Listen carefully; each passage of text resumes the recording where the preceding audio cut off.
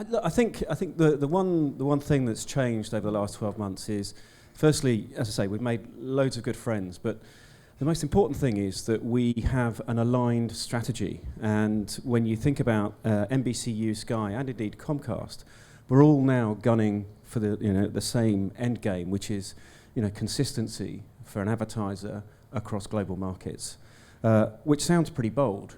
But when you dig beneath the covers and look at the capabilities that NBCU have built and that Comcast continue to build, we were already pretty much going that direction anyway. So for us, in an advertising and commercial perspective, it's the logical home, it's the logical family for us. So really exciting. And Denise, you have some new international friends. How has that changed your day-to-day? Well, I don't know. Jamie and I have been friends for quite a long time. Okay. But there are a lot of new friends. I don't think it really changes our day-to-day, because one thing that was fantastic about the Sky acquisition is that when we really sat down together and mapped out our businesses, we were both heading for the same end game and the same point. So as we discuss what we're trying to achieve and how we intend to help advertisers, it's largely the same. I'm seeing a lot of really exciting announcements about things like CFlight coming this way, AdSmart going that way. Tell us a bit about these kind of collaborative initiatives. What are the kind of benefits you're trying to realize? Sure. I think the benefit really comes down to our advertisers and their agencies. They all are thinking of how do they take these audiences and leverage them in a global way that they've never done before. So CFlight was a natural evolution of that, because it gave us the ability to measure across channels. And using the AdSmart name was really a no-brainer, because our products, while the systems are different and the data's different, and unfortunately or fortunately the laws are different, what the service that we're providing is the same. The optimization is the same, addressable is the same, digital is the same. And we're leveraging as many best practices from them as they are from us. Jamie, you've got some great new toys from Comcast and NBCU to play with. What's really exciting you in that toolbox? Well, their ad tech budget is much bigger than mine, so I get to play with someone else's wallet. It's brilliant. No, I think in both territories we've been able to almost skip a generation in some regards when you think about a roadmap. So where, on CFlight, we almost sort of locked and loaded within. We made the announcement back in March, I think. Back in March, we will be live with an authenticated login portal by the end of September. Delivering deduplicated reach and frequency reports for all of our customers, starting in the UK, rolling out to Italy and Germany over the next sort of 12 to 18 months. And so, we almost got the playbook of Denise and Kavita from NBCU, and that sort of just, it took the stress, the strain, and, quite often, that test and learn process where you inevitably make mistakes. Denise and Kavita had very kindly made them for us, so, We're really good at making mistakes. Fail fast, learn quick, and so on. Exactly. Jamie, give us a quick update on AdSmart today, because you started there, but there are so many AdSmart announcements over the last 12 months that are exciting. Which ones really make a difference from your point of view? Well, I think, for me, it's about scale, and it's scale on two axes. The first is scale of platform, so household reach. So we launched, what feels like a lifetime ago, but 5.5 years ago on the Sky estate, and in a month or so we go live with our next platform, which is the Liberty Global platform in the UK, which will take us to about just over 40% household penetration.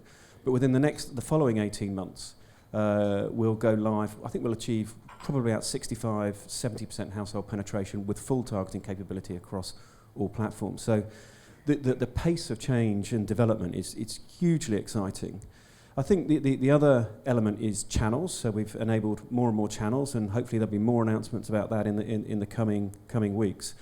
But for me, probably the most exciting is the enthusiasm that we are seeing in both this week and in recent weeks when talking to marketeers about their business challenges. We've almost had to start again with our thinking. 2-3 years ago, 5 years ago, we were talking about technology. It's kind of no longer relevant. We're now talking about what is your business challenge, how can we help you?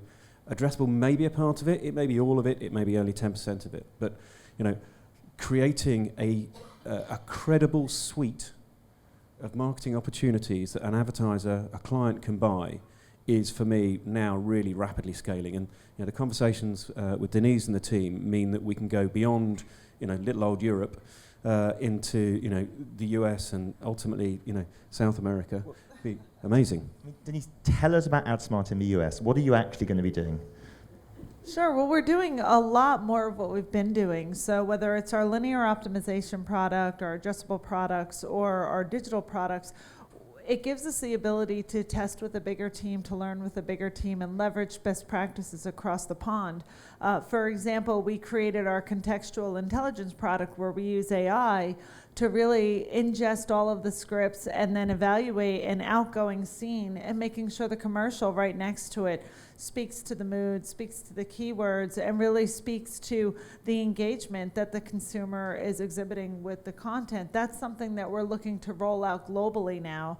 And as economies become more global and people attempt to create more global strategies, we endeavor to help them complete those strategies, whether it's in the US, UK, Germany, or Italy. And obviously in the States, Comcast and NBCUniversal were doing a huge amount in the advanced advertising space already. Tell us how AdSmart fits into the portfolio. Where does it slot in?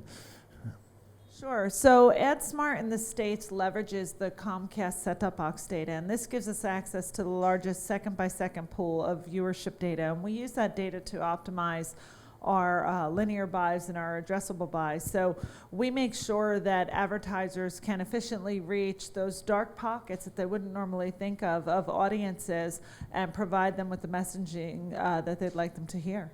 So the other thing we're seeing a lot of at the moment in the TV industry is partnerships, alliances, joint ventures. Everyone is suddenly cozying up to everybody else. Are you actively looking for other partnerships and collaborations in the States at the moment? All the time. So, What kinds of areas? Sure. I think what's been most recent in the news is in the area of OpenAP.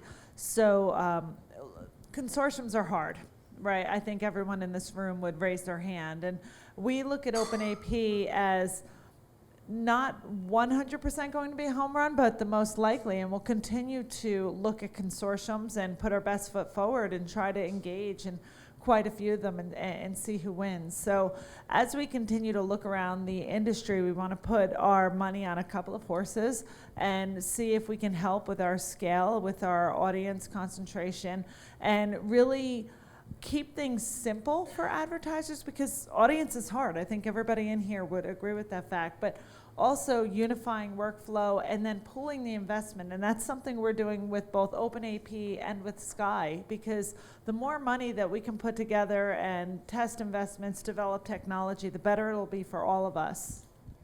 So Comcast is spending a lot of money. There was the exciting announcement, I think. Beach. Yeah. I know, it's good. And the content budget I've seen has really expanded. There's a lot more originals. Are they spending a lot more money on your roadmap? Is it bigger, better, and shinier than it was before the deal? It's much faster. I think the ambition of being part of a bigger group is if you can justify your ambition and your business strategy. The question is not, okay, you're going to face that investment over 1, 2, 3 years. It's how quickly can you do it? How quickly can you make a difference? Which brings with it a whole different set of complexities.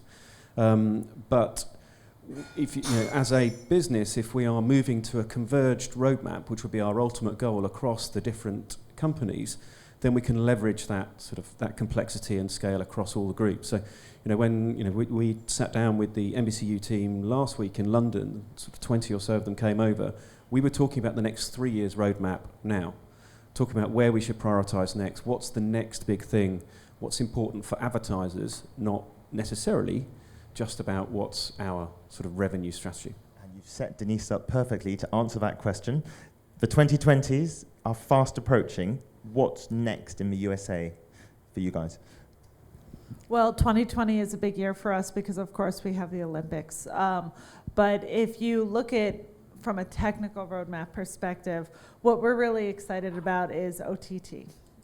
We are very committed to our vision in OTT. There is a ton of expertise being leveraged, a ton of focus, investment, and we really feel passionately about the AVOD products. So I won't say much more than that because I do know the wrath of the PR department, but that's quickly coming down the pipe for us. And you have some big global services, I think, which are being planned. Yeah, so we're working on our global services. We're meeting with a whole host of clients that transact globally. We were talking a lot about this last week with our friends at Sky, and we thought about it really comes down to planning globally, but then activating locally, so we can get as specific to market or not as the client wishes. And we'll do everything from advanced advertising to global insights labs, and we really aim to be a full service partner on a global scale. I'm slightly nervous, but let's try. Final word from you, Jamie. Anything we should be thinking about in the 2020s from a Sky point of view? What are you guys going to be looking at in the next couple of years, apart from that big deal? So I think we're both aligned in trying to ease the workflow across all activity, whether it be addressable, whether it be OTT, on-demand, or linear. And creating those seamless integrations with agencies and brands is our next step. And moving beyond that, if you think about the whole of the sort of the campaign life cycle, our attribution tools across both markets will be the next biggest step I think we'll make. Right, there's a furious man sort of waving his hand, which I think means we need to draw to a close. So, ladies and gentlemen, thank you so much. Thank you so much.